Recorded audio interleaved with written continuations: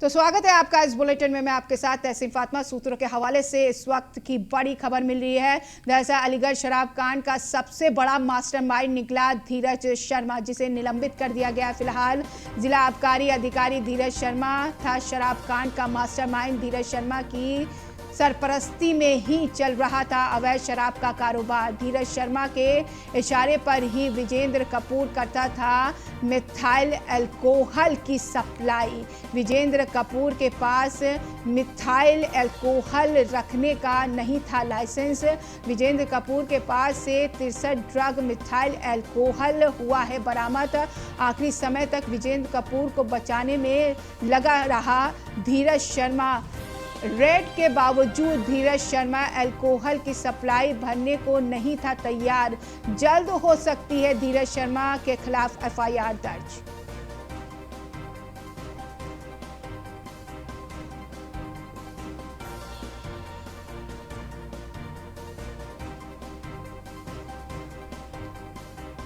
Associate editor विजय श्रीवास्तव जी इस खबर पर जानकारी के साथ जुड़ गए। विजय श्रीवास्तव जी, मास्टरमाइंड निकला धीरज शर्मा। देखिए, सबसे बड़ी बात यह है कि धीरज शर्मा एक ऐसा शख्स है और ऐसे पद पर बैठा था जो इस पूरे नेक्सस को ऑपरेट कर सकता था। और सबसे बड़ी बात है, जिला आबकारी का अधिकारी का पद बेहद ही महत्वपूर्ण होता है और सबके टेकों की जांच करना, सैंपलिंग करना, वो सारे काम जिला आबकारी अधिकारी के ही होते हैं। यही वजह है कि इन पूरे नकली शराब माफियाओं ने जो है धीरज शर्मा को अपने सिंडिकेट में मिलाया और उसके बाद अपना काम करना शुरू किया। धीरज शर्मा ही विजेंद्र कपूर को मिथाइल अल्कोहल की सप्लाई करवाता था। उसको अच्छी तरीके से मालूम था कि मिथाइल अल्कोहल मतलब जहर है। बावजूद इसके बगैर लाइसेंस के विजेंद्र कपूर के पास 63 ड्रम यानी 12,600 लीटर मिथाइल अल्कोहल बरामद हुआ। और जानकारी तो ये भी है कि इस नकली शराब की पूरी जानकारी धीरज शर्मा को थी। इसके साथ ही वो ही इन माफियाओं के साथ मिल करके सिंडिकेट को ऑपरेट करता था। यानी मास्टरमाइंड अगर कोई था तो वो धीरज शर्मा था। और सबसे बड़ा कल्प्रिट इस पूरे मामले में धीरज शर्मा हो रहा, क्योंकि वो आबकारी अधिकारी के पद पर तैनात थे। यानी उसकी जिम्मेदारी थी इस पूरे नेक्सस को तोड़ने की, इन्हें रोकने की, लेकिन वो इसमें शामिल हो गया। और यही वजह है कि जल्द ही उसके खिलाफ एफआईआर भी दर्ज हो सकती है और कार्रवाई हो सकती है। शुक्रिया तमाम जानकारी के लिए विजय श्रीवास्तव जी।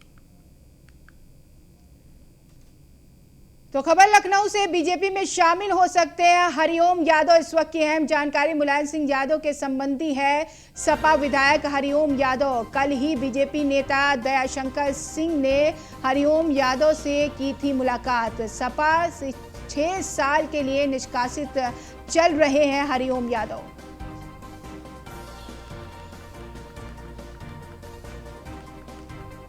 और इस खबर पर ज्यादा जानकारी के साथ एसके वाजपेयी जुड़ गए हैं। एसके वाजपेयी, बीजेपी में शामिल हो सकते हैं हरिओम यादव?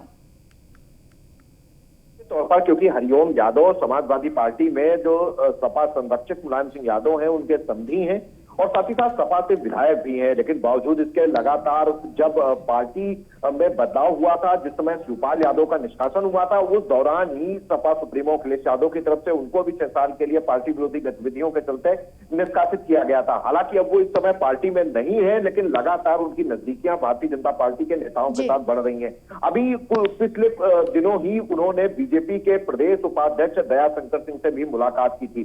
तो निश्चित है, जो सूत्रों के हवाले से खबर मिल रही है कि उनके इस मुलाकात के पीछे कहीं ना कहीं भारतीय जनता पार्टी में शामिल होने की मंशा है और उम्मीद की जा रही है कि जल्द ही वो भारतीय जनता पार्टी का दामन थाम सकते हैं। तो निश्चित है कि क्योंकि सपा कुनबे की अगर हम बात करें तो लगातार समाजवादी पार्टी में कई ऐसे नेता हैं जो पहले ही बीजेपी का दामन थाम चुके हैं। ऐसी स्थिति में अगर हरिओम यादव भी बीजेपी में जाते हैं तो कहीं ना कहीं सपा को स्थानीय स्तर पर जरूर इसका नुकसान उठाना पड़ेगा। हालांकि अभी लगातार ये नजदीकियां बता रही है कि वो जल्द ही जाएंगे। अब देखना यह है कि इस मुलाकातों के अगले स्तर पर वो क्या निर्णय लेते हैं। जी शुक्रिया तमाम जानकारी के लिए। तो कांग्रेस महासचिव प्रियंका गांधी वाड्रा ने राज्य में 12वीं की परीक्षा को लेकर ट्वीट किया है। ट्वीट में लिखा है कि सीबीएसई की तरह अन्य राज्यों के बोर्ड भी छात्र, अभिभावकों, शिक्षकों की बात सुनकर 12वीं की परीक्षा के संदर्भ में छात्र हितैषी निर्णय लेने चाहिए। साथ ही उन्होंने ट्वीट में लिखा है कि मेरी राज्य के मुख्यमंत्रियों, शिक्षा मंत्रियों से अपील है कि अपने निर्णय में छात्रों की आवाज और उनके स्वास्थ्य की रक्षा को ज्यादा महत्व दें।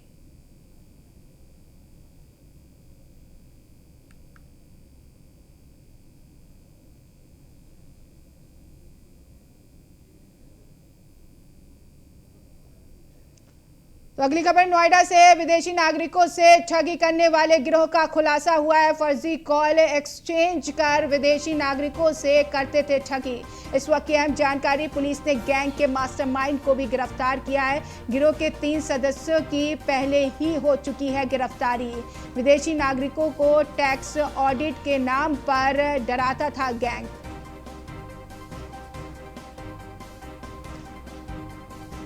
तो टैक्स ऑडिट के नाम पर गैंग डराता था विदेशी नागरिकों को। विदेशी नागरिकों से ठगी करने वाले गिरोह का पर्दाफाश किया है। फर्जी कॉल एक्सचेंज कर विदेशी नागरिकों के साथ ठगी करते थे ये लोग। पुलिस ने गैंग के मास्टरमाइंड को गिरफ्तार कर लिया है। इंटरनेशनल कॉल सेंटर गैंग के खुलासे पर additional police commissioner love Kumar से संवाददाता निशांत शर्मा से खास बातचीत की है, सुनिए। नोएडा पुलिस ने सेक्टर 58 पुलिस ने एक इंटरनेशनल गैंग का खुलासा किया है। इंटरनेशनल गैंग के जो कॉल सेंटर लगातार विदेशी कॉल कर लोगों को ठगते थे। हमारे साथ एडिशनल कमिश्नर लव कुमार हैं। सर, किस तरीके से पुलिस ने ये सफलता को हासिल किया है? देखिए, ये मैं आप लोगों के संज्ञान में लाना चाहूँगा कि एक गैंग हम लोगों ने अभी कुछ दिन पहले वर्कआउट किया था, जिसमें कॉल एक्सचेंजर कुछ लोग चला रहे थे। 6 लोग उसमें अरेस्ट हुए थे और 3 उनके जो कॉल एक्सचेंजर जहाँ से चल रहे थे 3 ठिकाने पकड़े गए थे। उसी इन्वेस्टिगेशन को आगे बढ़ाते हुए हमारी टीम को ये संज्ञान में आया कि एक और कॉल सेंटर इस तरह का एक जो हमारा आइटम टावर है सेक्टर 62 में, वहाँ पर संचालित हो रहा है। उस इन्वेस्टिगेशन के क्रम में जब चीज़ें और हमारी टीम ने तलाशी तो ये संज्ञान में आया कि इस कॉल सेंटर के माध्यम से ये लोग फॉरेन कंट्रीज़ के लोगों को टैक्सेशन डिपार्टमेंट के नाम पर ठगते थे। इसमें 2 लड़के आज अरेस्ट हुए हैं, जिनके पास से बहुत सारी संख्या में यूपीएस, सीपीयू और राउटर्स, ये सारी चीज़ें इलेक्ट्रॉनिक उपकरण बरामद हुए हैं। 39 लाख रुपए कैश बरामद हुआ है। इनका जो मोडस ऑपरेंडी था, ये अपने आप को टैक्सेशन डिपार्टमेंट का एजेंट बताते हुए जो भी कंसर्न कंट्री है वहाँ पे जो लोग हैं उनको ये बेसिकली अपने झांसे में लेते थे कि उनके टैक्सेशन फाइल में कुछ गड़बड़ है या कुछ ब्लॉकेज होना है या उनके खिलाफ कोई नोटिस इशू हो रहा है। और जो लोग इनके झांसे में आ जाते थे, वहाँ से ये लोग गिफ्ट कार्ड्स के माध्यम से वो पैसा उनसे लेते थे और उसको इंडियन करेंसी में एक्सचेंज करके वो कैश फिर ये आपस में डिस्ट्रीब्यूट करते थे। बहुत बहुत धन्यवाद। ये थे एडिशनल लव कुमार, जो एडिशनल कमिश्नर हैं, जिनका साफ कहना है कि 2 लोगों को जो एक बड़ा नेक्सस था, इंटरनेशनल नेक्सस था, उनको गिरफ्तार किया गया। गिरफ्तार करने के बाद अब इनके खिलाफ जांच की जा रही है। ऐसे ही पूर्व में एक पूरा कॉल सेंटर का फर्जीवाड़ा, जो इलीगल कॉल, विदेशी कॉल को लोकल में फॉरवर्ड किया करते थे, उसकी जांच के बाद इन दोनों अभियुक्तों को गिरफ्तार करने के बाद अब पुलिस जो है इनके पास से भारी भरकम जो 40 लाख रुपए नकदी भी बरामद हुई है। कहीं ना कहीं नोएडा पुलिस की बड़ी सफलता है। वीडियो के साथ में नोएडा में कोरोना की दूसरी लहर से बंद किए गए 5 साल तक के बच्चों के नियमित टीकाकरण आज से फिर दोबारा शुरू कर दिया गया है और इसको लेकर जिला अस्पताल में बच्चों को टीका लगवाने के लिए सैकड़ों की संख्या में परिजन पहुंच रहे हैं और टीकाकरण केंद्र पर बच्चों को टीका लगवाने वालों की लंबी कतारें देखी गई हैं। वहीं नोएडा सेक्टर 30 के जिला अस्पताल के स्वास्थ्य विशेषज्ञों ने कोरोना की तीसरी लहर को बच्चों पर ज्यादा खतरनाक बताया है। ऐसे में टीकाकरण न होने से बच्चों को संक्रमित होने का खतरा बढ़ सकता है। बता दें, 5 साल तक के बच्चों को जानलेवा बीमारियों से बचाव के लिए टीके लगाए जाते हैं और पिछले माह अप्रैल में कोरोना संक्रमण बढ़ने के कारण बच्चों का नियमित टीकाकरण बंद हो गया था।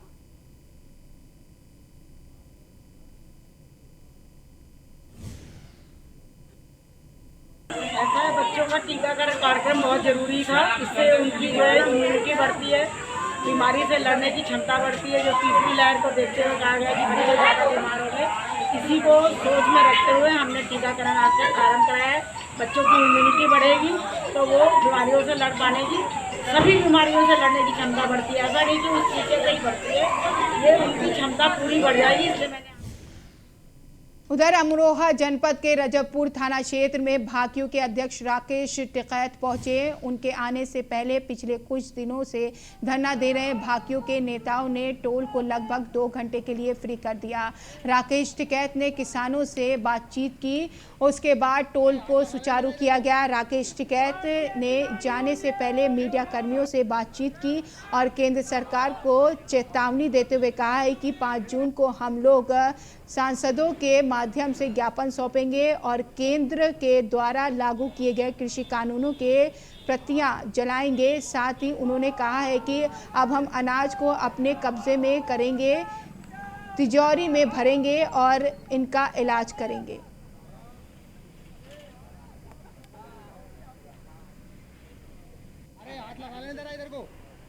भारतीय किसान यूनियन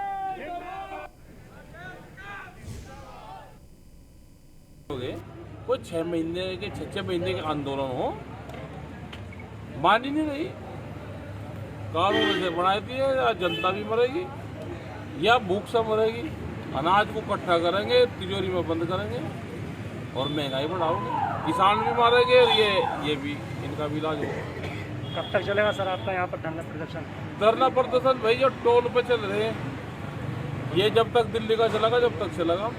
इनसे कोई याद अंदर कोई दोस्ताना इनसे हमारा इनका रिश्तेदारी कुछ, ये जब तक चलेगा। अगर ये छेड़खानी करेंगे तो ये फ्री चलेंगे। और अभी रिलायंस के पंप बंद नहीं करे, ज्यादा करेंगे तो रिलायंस के पंप बंद होंगे और मॉल बंद होंगे।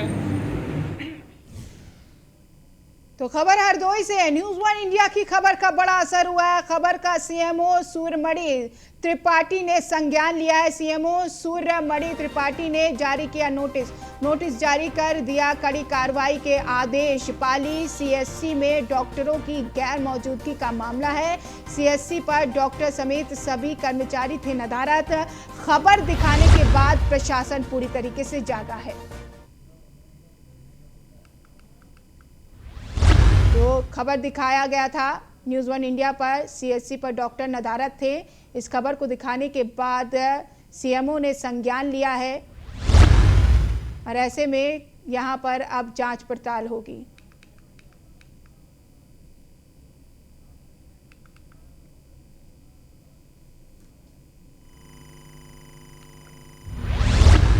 उधर बुलंदशहर में न्यूज़ 1 इंडिया की खबर का बड़ा असर हुआ। खबर का एसएसपी संतोष कुमार सिंह ने संज्ञान लिया है। एसएसपी ने चौकी इंचार्ज शैलेंद्र सिंह जादौन को निलंबित किया है। मामले में एसएसपी ने 2 सिपाहियों को भी लाइन हाजिर किया है। एसएसपी ने थाना प्रभारी के खिलाफ भी दिए जांच के आदेश और साथ ही साथ पीड़ित पक्ष ने खानपुर पुलिस पर लगाए थे लापरवाही के आरोप। 2 पक्षों में जमीन विवाद को लेकर हुआ था खूनी संघर्ष। न्यूज़ 1 इंडिया ने खबर को प्रमुखता से दिखाया था। खानपुर थाना इलाके के नंगला आलमपुर की घटना थी।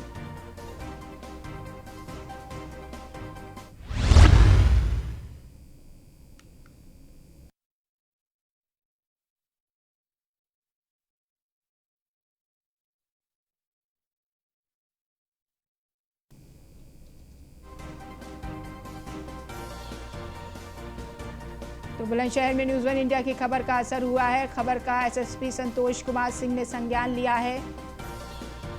एसएसपी ने चौकी इंचार्ज शैलेंद्र सिंह जादौन को निलंबित कर दिया है। मामले में एसएसपी ने 2 सिपाहियों को भी लाइन हाजिर किया है। एसएसपी ने थाना प्रभारी के खिलाफ जांच के आदेश भी दिए हैं। पीड़ित पक्ष ने खानपुर पुलिस पर लगाए थे लापरवाही का आरोप। 2 पक्षों में जमीनी विवाद को लेकर खूनी संघर्ष हुआ था।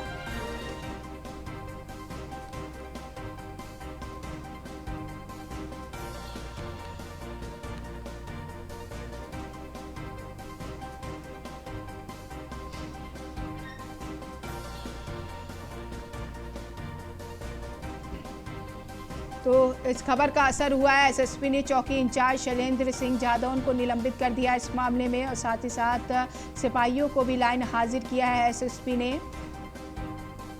ने थाना प्रभारी के खिलाफ भी जांच के आदेश दिए हैं। पीड़ित पक्ष ने खानपुर पुलिस पर लगाए थे लापरवाही का आरोप। कानपुर से खबर मिल रही है, बीजेपी नेता ने पुलिस अभिरक्षा से हिस्ट्री शीटर को छुड़वाया है। तो बता दें आपको कि बड़ी जानकारी आप तक पहुंचा रहे, बीजेपी नेता ने पुलिस अभिरक्षा से हिस्ट्री शीटर को छुड़वाया है। समर्थकों के साथ पुलिस टीम का घेराव करके छुड़वा कर भगाया है। बीजेपी नेता नारायण सिंह ने समर्थकों के साथ घेराव किया था।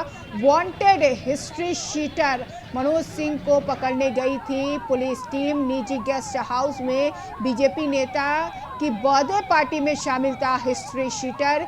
बीजेपी नेता और कार्यकर्ताओं के सामने मूक दर्शक बनी रही पुलिस। बीजेपी के जिला मंत्री और नारायण सिंह भदौरिया हैं और ऐसे में नौबस्ता थाना क्षेत्र के उस्मानपुर इलाके का मामला है। वहीं इस पूरे घटना पर एडीसीपी दक्षिण वसंत लाल ने बताया है कि हिस्ट्री शीटर को पुलिस पकड़ने पहुंची थी, जिसे कुछ लोगों ने पुलिस की गिरफ्त से भगा दिया है। मामला संज्ञान में आया है। इसमें शामिल लोगों पर मुकदमा दर्ज किया गया है और मामले में टीम गठित कर दी गई है।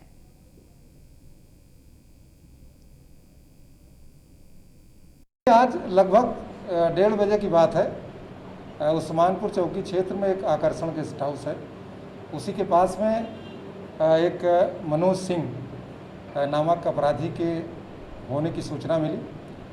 उस पर जो है नौबस्ता की टीम जो प्राइवेट कपड़े में थी उसको अरेस्ट करने के लिए वहाँ गई। तो जैसे ये टीम पहुँची वहाँ, उसको अपनी कस्टडी में लेकर के पुलिस की सरकारी जीप में बैठाकर उसको लेके चलने का प्रयास किया। इसी दौरान इस अपराधी के करीब 10-15 साथी वहाँ आकर के शोर मचाना शुरू किए और पुलिस से बदतमीजी करने की कोशिश की। उसके बाद जैसे ही गाड़ी से इधर से पुलिस उनसे बातचीत करना शुरू की, तब तक पीछे से उस मुलजिम को इसके साथी लेके भाग गए।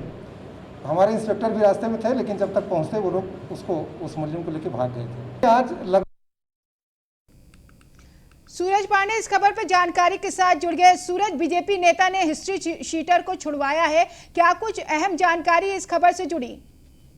जी बिल्कुल, आपको बता दें कि नौबस्ता थाना क्षेत्र के उस्मानपुर इलाके का पूरा मामला है, जहां पर भाजपा का दक्षिण जिला मंत्री नारायण सिंह भदौरिया है। उसका आज बर्थडे था, जिसकी पार्टी हो रही थी, जहां पर हिस्ट्री शीटर मनोज सिंह, जिसके ऊपर 36 से भी ज्यादा मुकदमे गंभीर धाराओं में दर्ज हैं, उसको पुलिस गिरफ्तार करने के लिए पहुंची थी। जैसे ही पुलिस ने उसे गिरफ्तार करके अपनी जीप में बैठाया तो भाजपा नेता नारायण सिंह भदौरिया अपने समर्थकों के साथ आया और पुलिस की जीप को घेर लिया और साफ तौर पर पुलिस की जीप से जबरन उस हिस्ट्री शीटर को खींच के बाहर ले गया और भगा दिया। ऐसे में कहीं ना कहीं से जो कानपुर की नौबस्ता थाना पुलिस है, वो पूरी तरीके से भाजपा नेता के सामने नतमस्तक नजर आई। पुलिस का बयान भी आश्चर्यजनक है, क्योंकि पुलिस का साफ तौर पर कहना है कि हिस्ट्री शीटर के कुछ साथी लेकर फरार हो गए। ऐसे में कहीं ना कहीं से पुलिस का जो इकबाल है वो पूरी तरीके से गिरता हुआ नजर आता है कि आखिर एक बदमाश के साथी पुलिस की गिरफ्त से एक व्यक्ति को।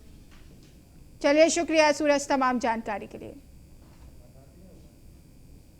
तो वहीं चंदौली में पुलिस के हत्थे चढ़े डॉक्टर के किडनैपर्स मामले में आईजी जोन वाराणसी एसके भगत ने प्रेस वार्ता की है। मुठभेड़ के बाद पुलिस ने किडनैपर्स को दबोचा है। सर्विलांस सेल की मदद से छुड़ाया गया किडनैपर किए गए लोगों से डॉक्टर को।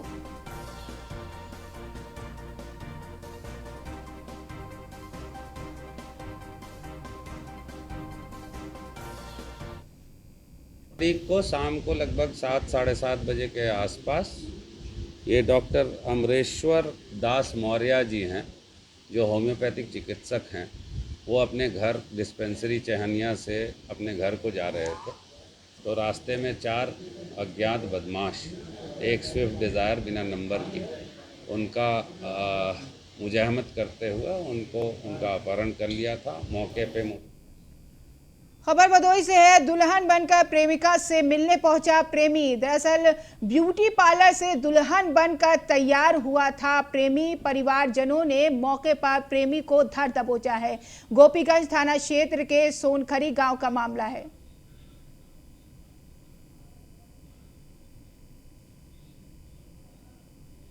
तो बता दें आपको, दुल्हन बनकर अपनी प्रेमिका से मिलने पहुंचा प्रेमी और ऐसे में घर वालों ने उसे दर दबोचा।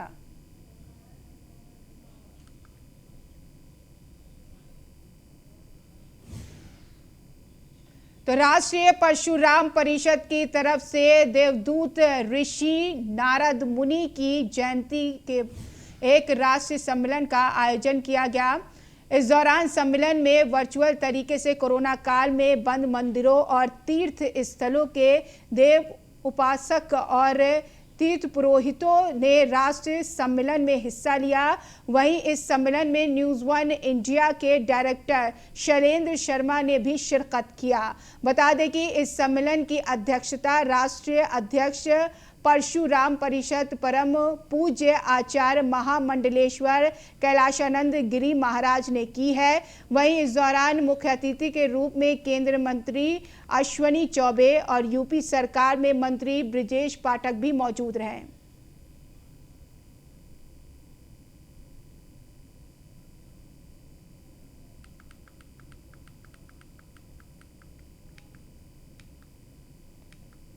तो बता दें आपको, सुनील भराला भी इस में मौजूद थे इस जयंती में, और इस सम्मेलन में काफी लोग मौजूद रहे।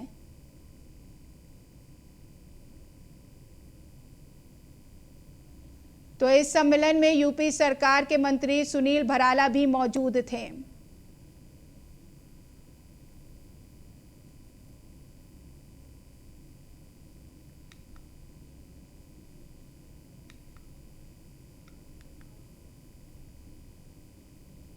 तो राष्ट्रीय परशुराम परिषद की तरफ से ऋषि नारद मुनि की जयंती पर एक राष्ट्रीय सम्मेलन का आयोजन किया गया। इस दौरान सम्मेलन में वर्चुअल तरीके से कोरोना काल में बंद मंदिरों और तीर्थ स्थलों के देव उपासक और तीर्थ पुरोहितों ने राष्ट्रीय सम्मेलन में हिस्सा लिया।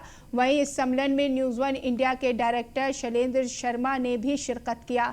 बता दें कि इस सम्मेलन की अध्यक्षता राष्ट्रीय अध्यक्ष परशुराम परिषद परम पूज्य आचार्य महामंडलेश्वर कैलाशानंद गिरी महाराज ने की। वहीं इस दौरान मुख्य अतिथि के रूप में केंद्रीय मंत्री अश्विनी चौबे और यूपी सरकार में मंत्री ब्रिजेश पाठक भी मौजूद रहे।